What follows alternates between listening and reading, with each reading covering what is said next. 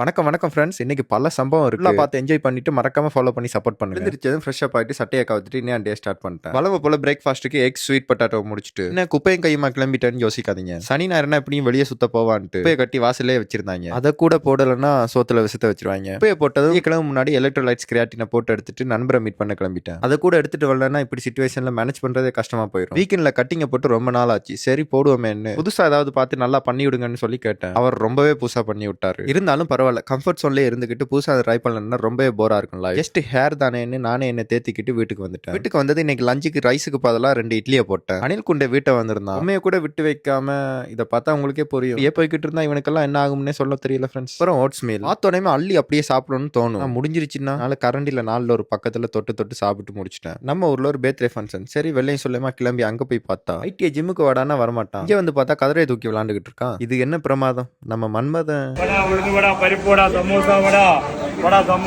எல்லாரையும் ஒரே இடத்துல மீட் பண்ணதுனால எப்பயும் போல அந்த 4 பேரை 4 விதமா பாட்டில எதுவுமே வாயில வைக்க முடியாத காரணத்தினால இதெல்லாம் நல்லாவே பார்த்துட்டு வெளியே வந்ததுமே குழுக்குள்ள போட்டேன். நம்ம அண்ணன் காரை வாஷ் பண்ண வேண்டி இருந்துச்சு. பையங்களை கூட்டிட்டு போயிட்டு காருக்கு வாஷ் போட்டுட்டு வீட்டை வந்ததுமே உரப்ப தூக்கலா போட்டு ஆவி பறக்க பறக்க லாஸ்ட் மீலுக்கு ஏர் ஃப்ரைட் சிக்கன் மற்றும் வெஜிடபிள்ஸ் முடிச்சது முடிக்கலாம்னு தான் பார்த்தேன். பசங்க மீட் பண்ணுவோமேன்னு கேட்டிருந்தாங்க. அதான் கிளம்பிட்டேன். நம்ம டான் புதுசா வீடு வேண்டியிருக்கான். அங்க போயிட்டு நம்ம பசங்க ஸ்டைல்ல பாலை காய்ச்சிட்டு மன்மத பாலில் தண்ணி கலக்காம குடிச்சதுனால இப்படி ஆயிட்டா. பசிக்குதுன்னு சொன்னதுனால கடை பக்கமா கிளம்பிட்டோம். அப்புறம் வழியில விண்டோ லாக் பண்ணிட்டு நம்ம அணில் குண்டை ஒரு குண்டை போட்டோம். நம்ம பசங்க காருக்குள்ள இருக்கிறதோட கதவை திறந்து குதிச்சிடலான்னு குதிச்சிட்டாங்க. இருந்த பசியில சுட சுட இருந்த பிச்சாவை 4ஆ மடிச்சு நாக்குல வச்சுட்டு பட்டாம் பாருங்க ஒரு பாடு. இன்னைக்கு அவ்வளவுதான். மீண்டும் நாளைக்கு காய்ஸ்.